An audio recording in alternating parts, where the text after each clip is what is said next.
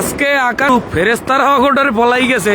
ওই ফেরেস্তার দ্বারা যাই ফেরেস্তার লড়াচ্ছে বুঝলেন, বাঙালি গো ডরে ফেরেস্তারাও আজকে আকাশে নাই, ফেরেস্তারা পলাই গেছে।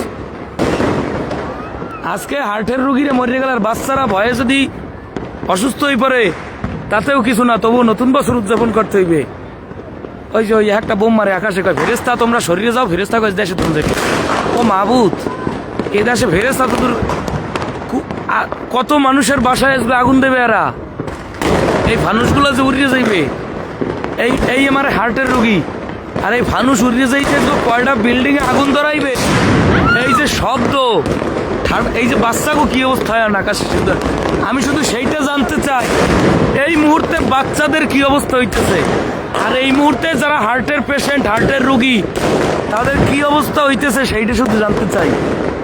হার্টের এই যে শব্দগুলো, কোনো বাসায় যদি হার্টের রোগী থাকে, পাখি তো নাই এই দেশের পরিবেশে, এই দেশের আবহাওয়া, এই দেশের প্রাকৃতিক দুর্যোগ আসে ঘন ঘন, দেশে পাখি নাই, আর মানুষ যা আছে এত মারবে, লগে আকাশে ফেরেস্তা যা আছে ফেরেস্তাও থইবে না।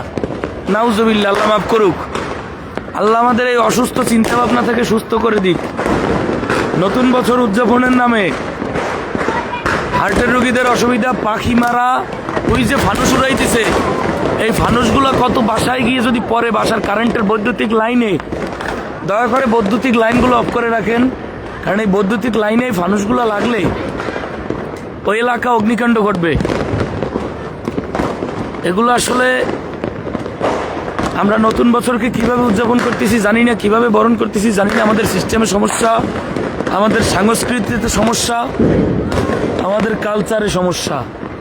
কত হার্টের রুগী এখন অসুস্থতা বোধ করতেছে, কত বাচ্চা ভয়ে এখন মায়ের আঁচলের তলায় লুকাইছে, কত কি বলবো, কত পাখি এখন তার বাসায় তার ছোট বাচ্চাকে রেখে আজকে মৃত্যুবরণ করবে, কত পাখির বাচ্চা